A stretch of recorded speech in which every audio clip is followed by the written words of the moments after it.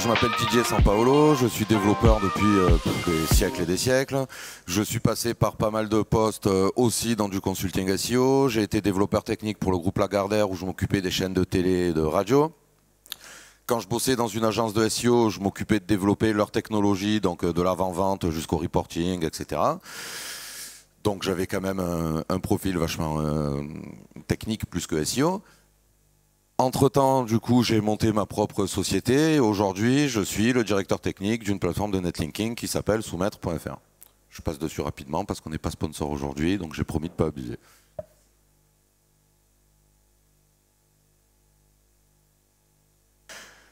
Donc, merci aux sponsors. Eh bien, il y a un petit effet de chargement, ça fait un truc un peu animé, mais c'est pas volontaire. Alors donc aujourd'hui, on va voir en plusieurs temps. D'abord, on va voir le profil du développeur. Donc on va essayer d'être gentil avec les développeurs. On va essayer d'apprendre à faire ça. Si Sandrine, toi particulièrement. On va essayer de montrer aussi que le développeur, bon, clairement, je vais défendre les développeurs puisque je suis développeur, hein, que ça soit bien clair dans vos têtes. Mais je vais essayer de vous donner des pistes pour mieux bosser avec eux et essayer de voir ce qu'un développeur peut vous apporter pour de vrai. Typiquement, sur les badges du SEO Camp qu'on nous a donné aujourd'hui, sur le badge développeur, je ne sais pas si vous avez vu, mais le seul logo qu'il y a, c'est un H1. Et moi qui suis développeur, je pense que ma carrière et la valeur ajoutée que je peux avoir pour vous qui êtes SEO n'a rien à voir avec le fait de poser des H1 sur un site. Et en même temps, si quelqu'un pose des H1 sur le site, c'est moi, donc de toute façon, il faudra faire avec. Donc, et on va beaucoup parler, donc on va voir quelques aspects techniques du SEO où un développeur peut vous aider et je vais essayer de vous sensibiliser à toutes les automatisations et tout le temps qu'on peut vous faire gagner en gros, pour vous montrer quelle peut être vraiment la valeur ajoutée pour vous, humain, d'un développeur. Il y a des situations tirées de trucs réels hein, dans les slides. Donc le développeur, c'est un homme clé dans votre relation avec le client et c'est une bête sauvage qu'il va falloir apprendre à apprivoiser. Ok, notre boulot c'est de parler à des ordinateurs. En général, on est bien meilleur pour parler à des ordinateurs que pour parler avec des êtres humains. Et malheureusement, vous ne pouvez pas faire autrement parce que je crois que c'est dans la slide d'après, mais c'est pas grave. De toute manière, le développeur est l'homme clé dans votre relation avec le client puisque de toute façon, en vrai, au bout du compte, c'est la seule personne qui peut faire les modifs sur le site client dont vous avez besoin. Donc, je parle pour les consultants SEO, mais vous allez voir que de toute façon, quand vous êtes client, que vous demandez des trucs à votre équipe, c'est pareil. Selon la façon dont vous abordez le truc et comment vous expliquez la tâche du moment, ça ne va pas se passer exactement pareil. Et de toute façon, si le développeur, je vais dire un gros mot, couper les caméras peut-être, si le développeur a décidé de faire sa tête de con, ben de toute façon, votre modif, elle ne passera pas en prod. Il va toujours trouver une bonne excuse pour ne pas le faire et il n'y a rien qui va avancer.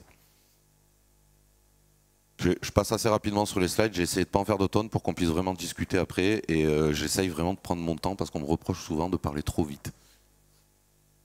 Donc, un des premiers points qui reviennent tout le temps chez les développeurs et dont vous pouvez tirer parti, c'est qu'un développeur, le boulot de développeur, c'est un boulot qui demande énormément de veille, une grosse formation théorique au départ, théorique et pratique d'ailleurs au départ, et énormément de veille après pour rester à jour, toujours des nouvelles technos, toujours des nouvelles méthodes, toujours des nouvelles modes aussi, pour ceux qui me parlaient tout à l'heure d'Angular et de React. Tous les développeurs ont envie d'y aller alors que ça fait des sites super jolis en JavaScript qui ne s'indexent pas, donc c'est catastrophe chez vous, mais pour nous c'est le gros truc où tout le monde a envie d'aller. C'est un peu l'Eldorado, on se dit mais oui mais si je ne sais pas en faire, dans 6 mois personne ne voudra m'embaucher, je ne vendrai plus rien, il faut absolument que je fasse du React. Donc ce qui est bien pour vous, c'est que vu que le développeur veut toujours apprendre des nouvelles choses, essayez de lui expliquer les tenants et aboutissants de vos demandes. Quand vous faites des demandes de SEO, là je parle pour Sandrine par exemple, c'est la première personne qui, par exemple, va dire bon ben voilà le plan de redirection installé sur le site du client. Un fichier, un mail avec juste ça dedans, un fichier à Pinjouette, tu te démerdes, je sais comment ça marche, je sais comment l'installer. Moi, c'est particulier puisque j'ai un peu travaillé là-dedans, mais la plupart des développeurs, malheureusement, pendant leur cursus initial, ne sont pas du tout sensibilisés aux enjeux et aux méthodes du référencement naturel. La première fois qu'on m'a parlé d'un plan de redirection, je venais d'arriver dans une équipe où le site était déjà en place, etc. Toute l'équipe, quand on a reçu l'audit de référencement, ils m'ont dit bon ben c'est toi le nouveau, c'est ton bisutage, c'est toi qui t'y colle. Et quand j'ai dit ok mais c'est quoi ce truc, ils m'ont dit oh, ben, tu vas voir c'est de la merde. Et bon, ben, du coup, j'ai pris le train en marche en me disant, ok, ben, je vais regarder ce que c'est, des redirections à mettre en place. Ok, j'avais un audit de, je sais plus, il y avait 30 ou 40 pages parce qu'il y avait beaucoup de trucs à faire sur le site. On changeait d'agence régulièrement parce que vu que les devs freinaient des 4 fers, de toute façon, il n'y a rien qui avançait. Donc le patron gueulait, pétait un plomb une fois par an, changeait d'agence à la volée. Et pourtant, on avait des gros enjeux en SEO sur le site. On pouvait vraiment faire énormément de trafic et beaucoup de bises avec ça. Mais dans l'équipe, personne n'avait envie de s'en occuper. Et du coup, bah, ça tombait systématiquement sur le mec qui venait de rentrer dans l'équipe. Une fois que donc on était avec un référenceur qui était assez intelligent et qui du coup a profité du fait qu'il avait un nouveau contact pour se dire bon bah Didier, écoute, je voudrais parler avec toi, je voudrais un peu t'expliquer pour qu'on essaye de débloquer la situation, parce qu'en gros il voulait faire re-signer mon patron à la fin de l'année. Et du coup, il m'a attrapé entre quatre yeux et il m'a expliqué ce que c'était qu'une redirection 301, ce que c'était que changer les URL et le fait que les URL devaient être pérennes dans Google, etc. Je vous fais pas tout le truc, mais il m'a expliqué exactement comment ça se passait pour lui et pourquoi c'était intéressant pour lui. Ben, 2 jours après, les redirections étaient en place puisque d'un coup, j'avais eu une tâche qui était importante. C'était pas un truc où au départ on se dit ouais mais bon ça sort d'un audit de SEO, le mec pour vendre son truc il faut bien qu'il remplisse aussi, donc en gros il a trouvé ça, bon ben c'est peut-être aussi pour m'occuper un peu. Je sais pas ce qui est important, je sais pas ce qui est critique, même si c'est classé par degré d'importance dans l'audit ou le genre de truc que vous faites à peu près tous quand vous livrez des audits, en général le dev n'a pas la moindre idée de pourquoi il doit faire ces trucs là. Et en plus, il vous connaît pas, il vous a jamais vu, parce que quand vous faites des rendez-vous, c'est très souvent avec les décideurs et jamais avec un membre de l'équipe technique. Sauf que l'équipe technique a déjà un planning, et quand vous passez des demandes en plus, ben moi clairement, je sais même pas qui c'est ce mec, je sais pas d'où sort ce doc, mon planning est plein, on verra la semaine prochaine, je m'en fous. Si on a eu l'occasion de discuter et que vous m'avez expliqué pourquoi chaque tâche était importante, etc., je vais vraiment avoir envie de le faire pour de vrai, parce qu'après, de régler vos problèmes avec du code, c'est mon boulot. C'est comme ça que je vois ma carrière, c'est ce que je fais pour gagner ma vie, quoi. Donc, tout ça pour dire, le développeur, donc, je ne sais pas si je parle trop vite, mais en tout cas je parle beaucoup. Le développeur a toujours envie d'apprendre de nouveaux trucs. Servez-vous de ça pour lui expliquer de nouvelles choses en lui disant dès le départ que vous allez l'aider à monter en compétence sur le SEO, puisque vous avez repéré des choses qui sont perfectibles sur le site et qu'avec vos conseils, il va apprendre de nouvelles choses. Si vous arrivez à lui mettre dans la tête que c'est ultra compliqué, qu'il y a plein de choses à apprendre et qu'il pourrait se lancer là-dessus, il va le faire comme si c'était un nouveau langage de programmation. Comme les développeurs qui font des applis mobiles le week-end alors que personne ne leur demande ça, juste pour voir comment ça fonctionne. Donc on va regarder, non on ne peut pas s'en passer du coup, hein, je vous réponds tout de suite. On va regarder quelques items du SEO technique, on va passer super vite là-dessus, qui sont des choses que j'imagine vous avez à gérer plus ou moins tout le temps, que vous soyez éditeur ou consultant.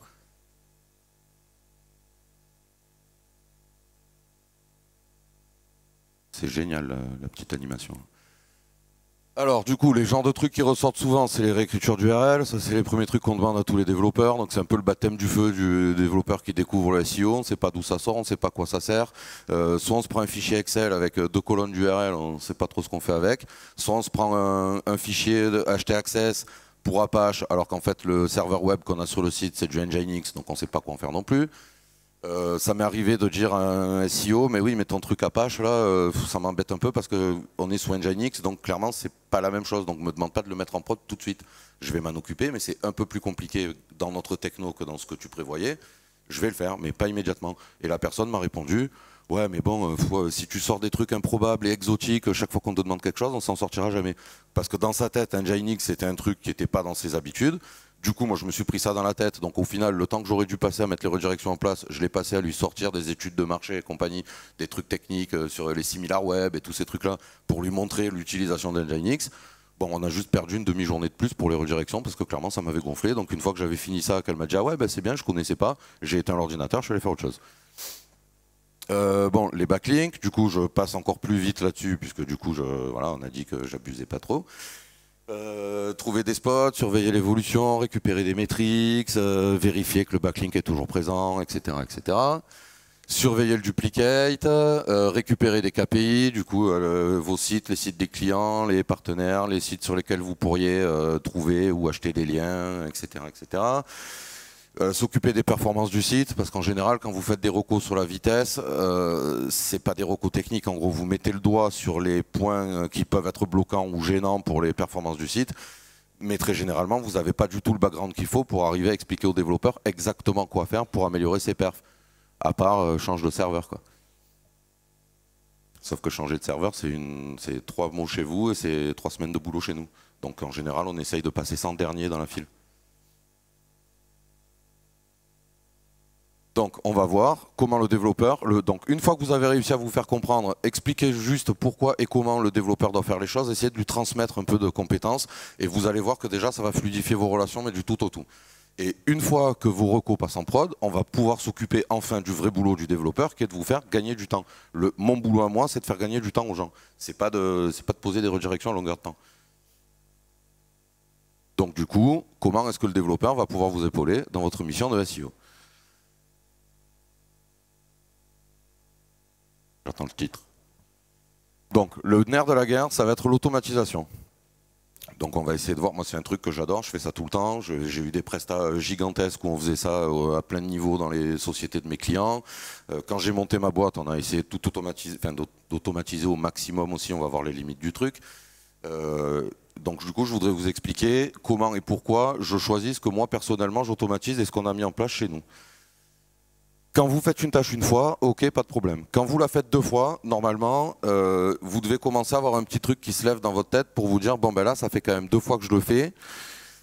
Potentiellement, ça va arriver une 3e. Donc à ce moment-là, je vous conseille de prendre un fichier Word, texte, n'importe, on s'en fout, et de détailler exactement le process de ce que vous êtes en train de faire. Déjà, parce que pour vous, ça va être...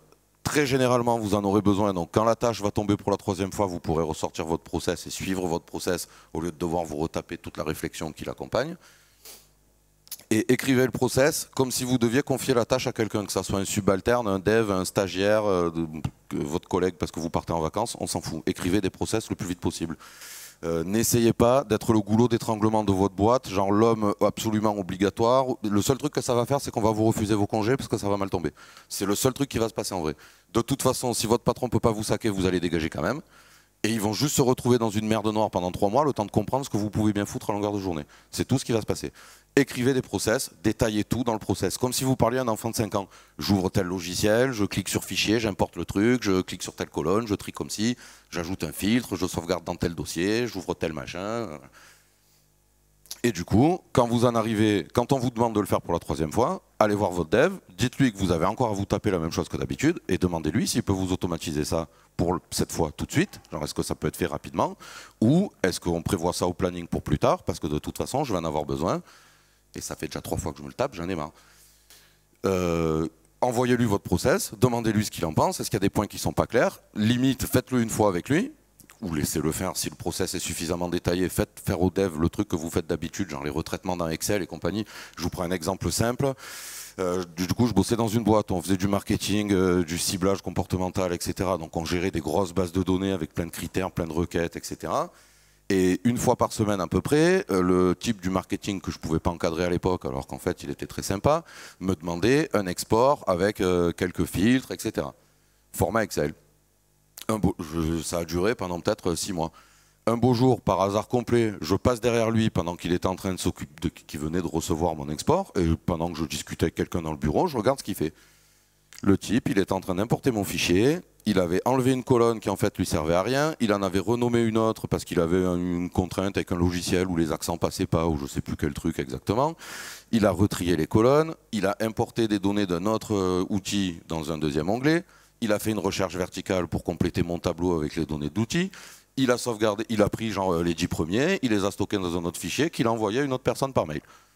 Et là, je lui ai dit, Antoine, tu peux pas être sérieux là. Tu vas pas me dire que toutes les semaines tu te tapes ce truc-là. Moi, j'avais les bras croisés derrière, je pouvais pas l'encadrer, donc ça me faisait rire. Mais le mec, clairement, il se tapait peut-être 20 minutes de traitement manuel chaque fois que je lui envoyais mon fichier.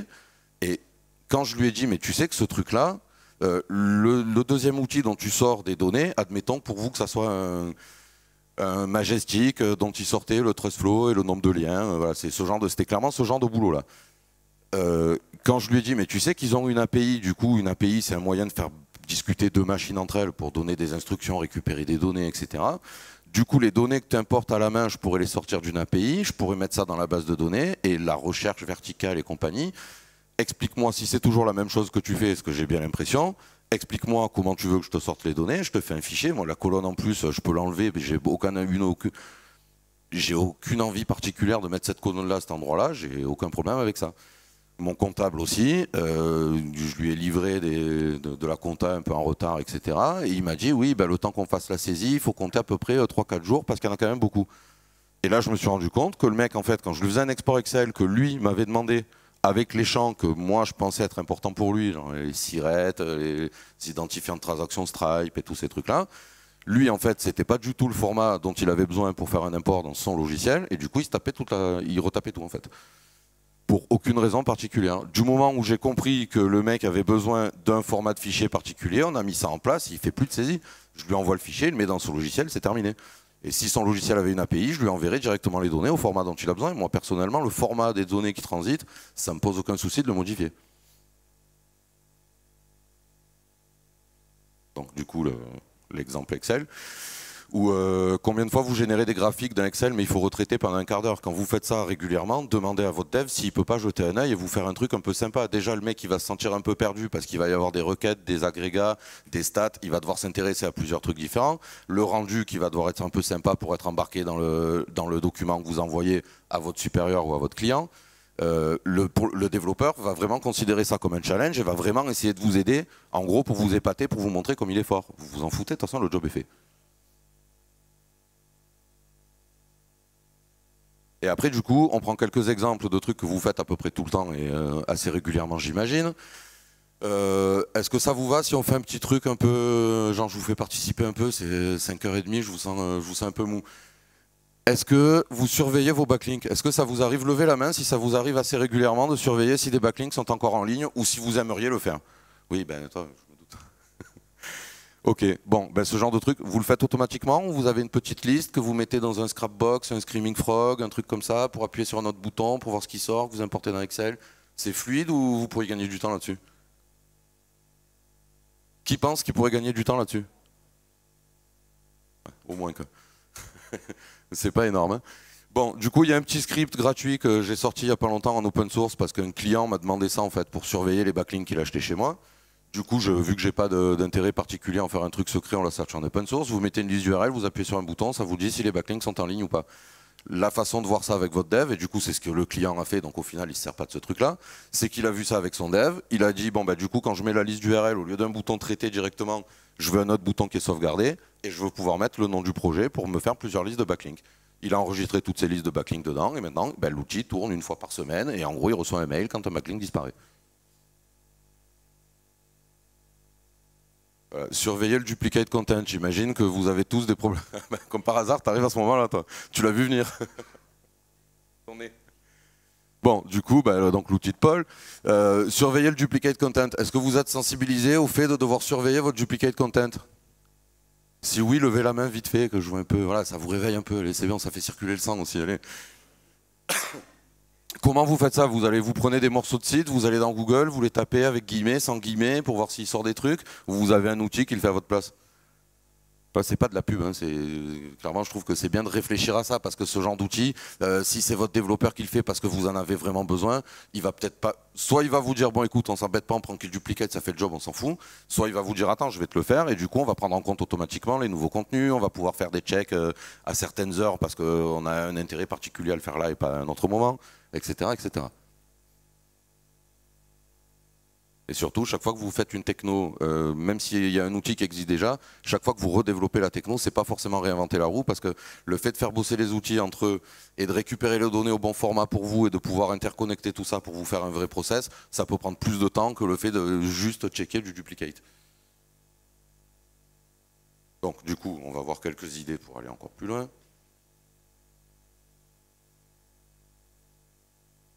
Alors, par exemple, là, du coup, c'est des trucs qui peuvent demander plus de code, mais qui peuvent vraiment avoir un gros enjeu métier selon le type de personne, d'entreprise dans laquelle vous bossez. Vous avez des concurrents qui vendent des produits. Vous faites des audits de concurrence, j'imagine, une fois de temps en temps. Est-ce qu'il arrive à quelqu'un dans la salle de faire des audits de concurrence de temps en temps sur des produits? Parfait. Est-ce que vous avez des trucs automatisés pour faire ça ou est-ce que vous le faites un peu à la main? Qui le fait à la main? Ouais, tous ceux qui ont levé la main au premier, voilà. C'est pas dramatiquement compliqué pour un dev, ça demande un peu de boulot, mais c'est pas un truc. Voilà, on n'envoie pas un robot sur Mars non plus, juste sur le site de votre concurrent. de récupérer leurs prix, les avis clients, les notes moyennes, les dispos, si le stock est affiché, c'est fabuleux. Vous avez même un historique que vous pouvez même vous bricoler en temps réel, enfin en temps réel, à 2 jours d'intervalle, un historique du nombre de ventes de chaque produit sur le site de votre client. Donc en gros, vous pouvez vous imaginer sa marge. Si vous vendez le même produit, vous avez une idée de ce qu'il en fait. Donc en gros, vous pouvez carrément vous imaginer la marge de votre client en temps réel. Ou vous dire que, bah, par exemple, j'ai eu le cas de quelqu'un, bon c'était sur Amazon, donc c'était encore autre chose. Donc, du coup, on récupérait des données sur Amazon pour optimiser les placements de produits de mon client. On s'est rendu compte qu'il y a des gens qui s'amusaient à baisser les prix très rapidement, ou alors que mon client était premier en termes de prix, il était premier sur le produit et que le deuxième était 10 € plus haut. Bon, bah, du coup, en gros, je lui ai dit, bah, théoriquement, si tu augmentes tes prix de 5 €, ça va rien changer, de toute façon, tu seras toujours numéro 1. Il a augmenté les prix de 5 €, il m'a rappelé un mois après, il m'a dit, bon, c'est bien, j'en ai vendu 200, c'est à peu près le volume qu'on fait d'habitude. Bon, donc en gros, tu t'es fait 1000 balles. Ouais, bah, en gros, je me suis fait 1000 balles. Bon, bah, très bien. On fait ça avec les 2 millions de produits qui restent ou... Ouais, bah, oui, c'est bien, on va faire ça. Pareil avec les avis clients, c'est bon, ben voilà.